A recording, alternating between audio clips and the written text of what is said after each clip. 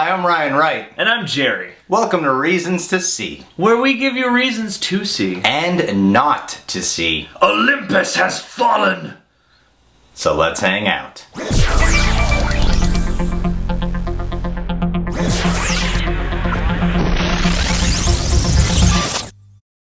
After the White House is overtaken and the president has been kidnapped, disgraced former presidential guard Mike Benning has to save the president and the United States by becoming John McClane and killing a bunch of Koreans. Yes. Reason to see number 1, Gerard Butler. This man can finally do an American accent. With his whole mouth. Yes, he doesn't talk to the right side of his face anymore. Mr. President, 5 minutes, sir.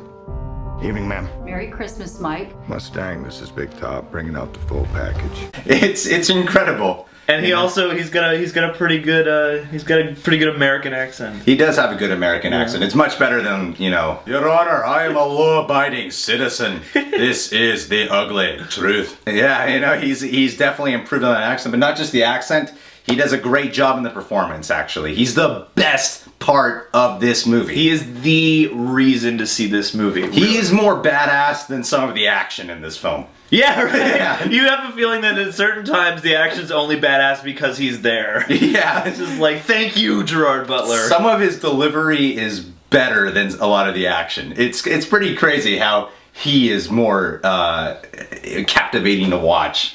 40 commandos breached the gate, 28 are left. Can we trust him? With all due respect, I'm the best hope you've got. Because he surprisingly, in especially the first half, he doesn't have that many scenes. They take him out of a lot of the movie. It's not like you're spending your whole time with him as your only protagonist, but you kind of wish that Gerard Butler was the main focus because he's so much fun to watch. And at the beginning of this movie, they show it in the trailer, he fails to save the president's wife.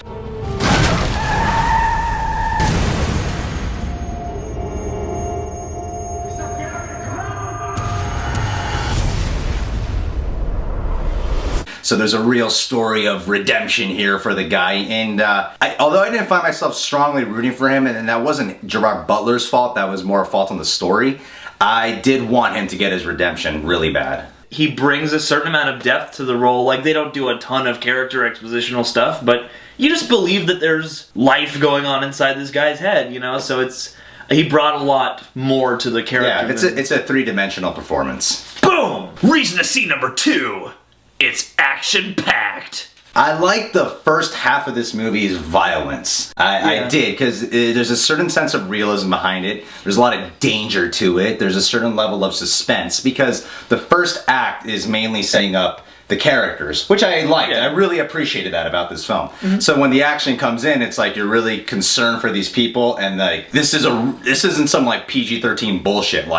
Citizens are getting murdered, man. Well, and that's one thing I'm happy they did is they stuck to the R rating. Jerry is happy they murdered citizens in this movie. Kill them all. That's what I say. No, that's horrible. That's awful. Anyway, no. But I like that they kept it R because they could say things that people would actually say in situations like these, and they can. Some of the more surprising things in this movie came from that freedom the R rating gave them. There's an interrogation scene where Gerard Butler's trying to get information out of two guys he captures, and that was a pretty sweet scene. Yeah. And it's pretty intense, and you wouldn't have seen that in a PG-13 movie. But what I will say is that when the story starts to become weak, the action stops becoming impactful.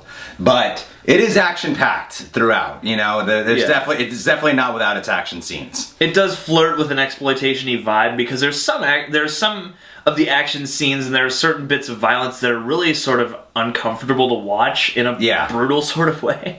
So it does kind of skate between, really big fucking, we're destroying all of Washington, and then, torture stuff. Reason to see number 3, the supporting cast. What they did with most of the supporting cast is they gave a lot of depth to them. There's a solid supporting cast in this movie. You got Morgan Freeman as the presidential speaker. You got Melissa Leo as an important political woman. Then you got Aaron Eckhart as the president. Yeah, and you got Robert Forster as the general. So there's a solid supporting cast in this movie. So a lot of the supporting cast, backed up with Gerard Butler's strong performance, it's a very well-rounded cast in general. Yeah.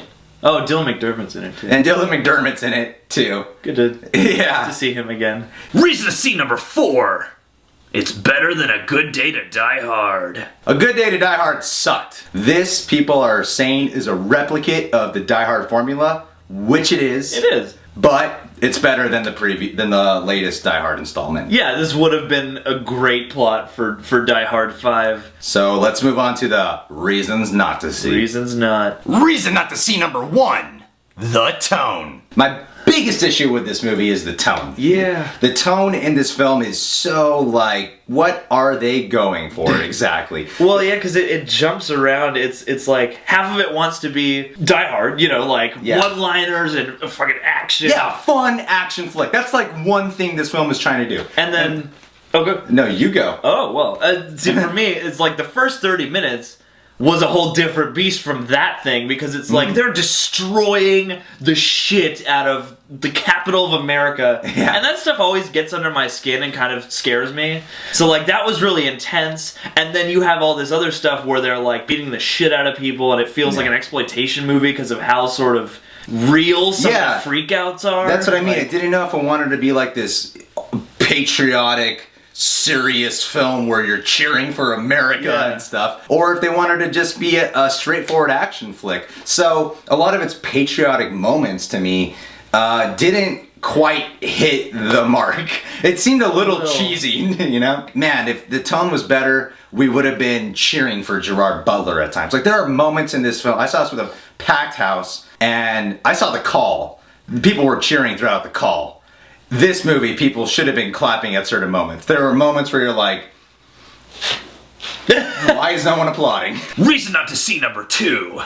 Cinematography. I don't hate the cinematography in this film. No, there's some good moments. Yeah, but a lot of it takes place with Gerard Butler sneaking around the White House. And honestly, sometimes it's very difficult to see what's going on.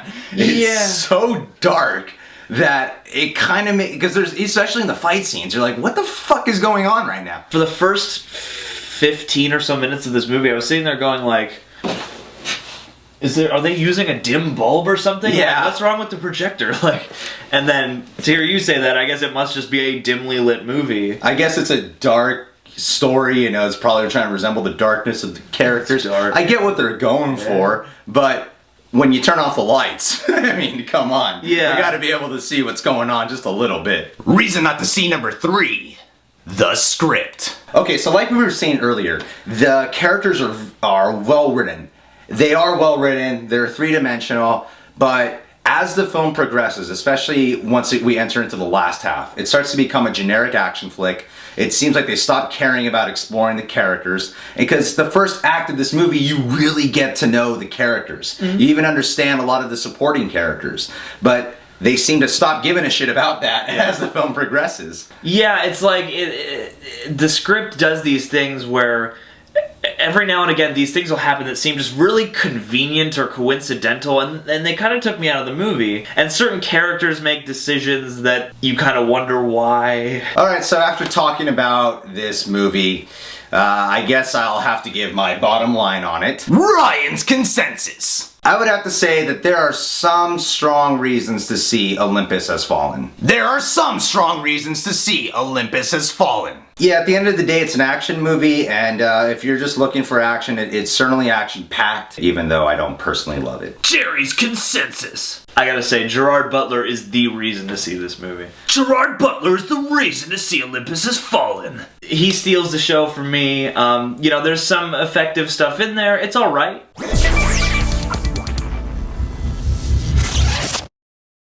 Alright guys, thanks for checking out our video. Please go ahead and tell us your reasons to see or not to see Olympus Has Fallen. We will go ahead and reply back to whatever you gotta say. And if you want to check out my straight to the point review of Olympus Has Fallen, If you want to know what the difference is, just listen to the title. It's straight to the point of Olympus Has Fallen.